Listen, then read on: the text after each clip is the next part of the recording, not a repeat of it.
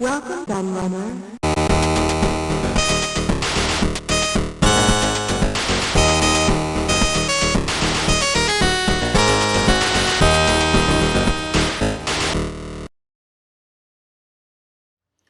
Hello everybody, Kieran aka the Laird here, and I've got yet another book review for you. I've got loads of these going on at the moment because I built up a bit of a backlog, and I need to try and do some of them, and especially the book that I'm looking at today, because it's a brand new book that's just come out and I've been sent it to review. So that's why we're going to be looking at this one in particular today. And it's part of a series, I suppose, in many ways, of books that I've looked at on this channel in the past. Because along the back here, you will see 1, 2, 3, 4, 5 books there by Shaun McClure, who, if you don't know, is not just an author. He is a bit of an industry legend, because Shaun worked for a number of quite big name software companies, including the likes of Gremlin, Infogrames, Atari, Alternative Software, Enigma Developments, Gremlin, RuneScape, Ocean. He did some stuff for Ocean. Literally, sort of all the big names, pretty much, he worked for at different points. I got to know him when I interviewed him for Retro Gamer magazine, because he was part of Imagitech Design for a long time. He was their head of art, their sort of head graphic guy, and yeah, I interviewed him for Retro Gamer magazine, and got to know him quite well, and we actually became very good friends, and I speak to him regularly about all sorts of things, and I actually was fortunate enough to write the intro for one of his books. I can't remember which one it was. Was it this one? I've got a feeling it might have been this one. He asked different people to write the intros, the forwards for his books. Yeah, so there we go. I am in this one here. There we go. Introduction by Kieran Hawken. That's the ZX Spectrum Guide 85 to 86. He did 82 to 84, 85 to 86, 87, 88. And now he's doing, he is actually come back to this series because he'd left it for quite a while. And he's going up to 1990 now.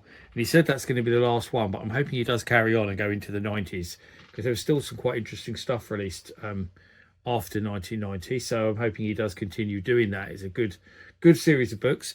We also did his autobiography there, Game Development, the Rock and Roll Years. That was in 2 different editions, A Life in Pixels.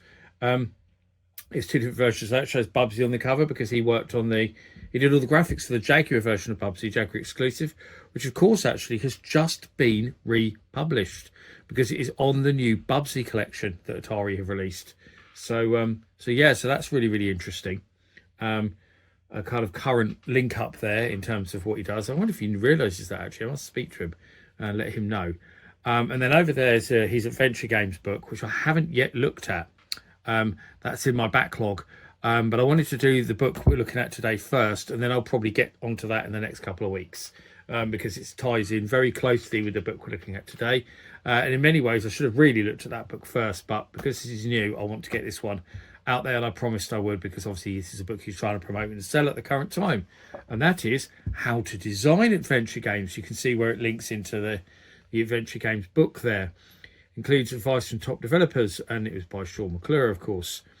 And yes, this is a very different book to his other ones, because this isn't reviews, this isn't about his life in the industry. It does link into that a little bit, I suppose, because one thing that Shaun did actually do was work on a lot of adventure games. And actually his first published game, which he mentions on the back here, was Excalibur Sword of Kings by Alternative Software in 1987, which he did all the graphics for it, and he did a lot of the game design. That's mainly what Shaun did, graphics and game design. So he wasn't a coder, but he worked a lot of, say, big name titles, especially Atari stuff. Actually, we've done a lot of Atari stuff, a great deal indeed. And yeah. So this is a great book in many ways, and something that's very different in many ways to what's out there, because most of the books are kind of like this. You're already probably thinking how to design adventure games. You're thinking this is going to be a programming book, and it's not. And that's what makes this book different, because there's loads of books out there that are about programming and how to make your own games and develop games, and of course. But this isn't that. It's something very different indeed. This is about how to design the games, not how to code them. And he literally starts the book off by saying it's not about coding games. It doesn't teach you how to code. It has nothing about programming tips or anything like that. It's about how to actually design the games themselves, which I think is really good, because there isn't many books or any books out there I know of that specifically about how to design adventure games. I don't know of any. So if there are any, I'm happy to be corrected, but I certainly don't know of any. But there we go. So this is this is his book, because he worked on a lot of adventure games. And again, he mentions on the back here that he worked for companies like Tartan and Zenobie, who are probably the two biggest producers of text adventures on the spectrum. So that's why that he mentions those first, and some of the other companies he worked for. So yeah, and then he's got, say, interviews with lots of other people who worked on adventure games with their top tips and stuff as well, including the legendary Scott Adams, which is a great one to have in there, of course. As you will find out, so he's got there that you can also download the maps and data files for this book from his website, which is brilliant that he's done that and made them available to download. So it's kind of a bonus for those who've bought the book. So basically it's split into different chapters. So I'll show you this. So contents, you've got getting started. So it goes on about how getting started you design, example designs that you can work from, how to create the data in terms of maps and items and stuff like that. The coding itself, so although he doesn't tell you how to code, he tells you basically how you should go about it. Then he's got the playtesting, what you should be looking out for in terms of playing it, and bugs you should look out for and stuff. His golden rules, looking at a completed game, and then his hints and tips from industry legends. So he's got there, I'll read this list out. Scott Adams, of course, who everyone will know from Adventure International. Phil South, who I think worked for Yours Sinclair, but he's also the co-designer of Fish by Magnetic Scrolls. Trevor Hall, author Twin Kingdom Valley, a very popular text adventure from the 8-bit days. Terry Greer, artist and game designer. Fergus McNeil, from Delta 4 Abstract Concepts, a bit of a legend in the Spectrum scene. Scott Denyer, Delbert the Hamster. Mark Cantrell, Nebula Design Software. And Tim Gilberts, who was the CEO of Guildsoft, who wrote The Adventure Creator. So that's a good one to have in there as well.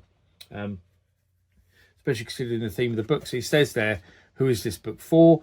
This book is for someone who has an interest in designing an adventure game. It will describe the design flow from ideas through to basic documentation, which will then get streamlined into something that a programmer can take and make into an actual game. And then, who isn't this book for? This book is not a book that teaches programming, but it will discuss such things as data organization and puzzle logic. So that's what I was saying at the beginning, really, about it's not really a programming book. And then he goes through like basic terminology that he uses through the book, which is useful. Yeah, and the book isn't a heavy picture book. Obviously, there are some illustrations and images in here throughout the book, as you can see already. But it's quite text heavy, but it's well spaced out, so you can read it in chunks. You don't have to sort of go through it in one go. It's easy to bookmark stuff because of the way he's signposted everything, I think, to come back to if there's certain bits you want to come back to and read again. So he does this throughout. It's really well laid out, as you can see, and really well explained. It's a really interesting book. I've not read all of it yet. I've only read the first few chapters, but it's certainly got me thinking about trying to come up with something myself. So it's a really interesting book indeed. In fact, that's where I'm up to, is part 3. I haven't read part 3 yet, so that's why it's kind of already kind of opening at that page, because that's where my bookmark was. So there's more images and stuff, flow charts about how to do in terms of the data organization, all of that stuff. All very, very interesting. Location IDs, how to organize all of that. So if you ever wanted to write an adventure game, this is your go-to book now, because this really has everything you would ever need to know about writing an adventure game, and how to organize it, and how to make sense of it all, and how important the map is, especially in terms of everything you do. Final steps, and that's it really. I don't want to ruin too much of the book. But then he's actually got some examples there from commercial games of things you should look at in terms of fonts and stuff that work well in games, and using graphics in your games effectively as well, if you want to make sort of text adventure with sort of still graphic screens. Hints and tips for industry professionals. As I said, there's some really good stuff. There's Scott Adams, Venture International, who of course did the Quest Pro games among many others. Absolute industry legend.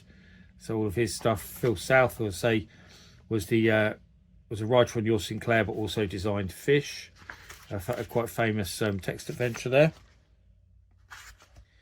Trevor Hall, of the Twin Kingdom Valley, which actually shows how popular that game was and how well regarded it still is. Because when I did my greatest Electron games of all time video, Twin Kingdom Valley ranked very highly, got into the top 20. Text adventures don't often do well on those lists, but Twin Kingdom Valley was so well remembered that it got right up there.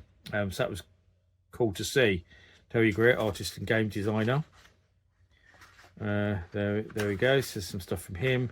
Mark Cantrell, so it shows us some of his games there as well, and talks with him about all of that. And there's Tim Gilbert, so say wrote The Quill, the adventure writing system, which was very popular indeed, and got a lot of commercial adventure games were written with the help of that package. And there's a bit about Shaun himself at the back as well. So all very, very, very cool. So if you're interested in writing adventure games, then you can go and get this book right now from Amazon. The price will depend on your country and whether it's on offer or not. But I'll drop the links down in the description so you can head over to Amazon and grab yourself a copy of it, which I'm sure you'll want to, because it's a great little book. Really is good value for money. Lots of great information in there for game designers. And yeah, I mean, I know Shaun's a friend of mine, but I can't recommend this enough. It's a great little book he's put together. Far exceeded my own expectations because I knew he was working on this, but I think he's done such a cracking job with it, and I think everyone out there will love it too. So go get it if this is your bag and you're interested in making adventure games. But I thank you for watching. I've been the Laird, and I'll see you all again for another video very soon. Bye bye.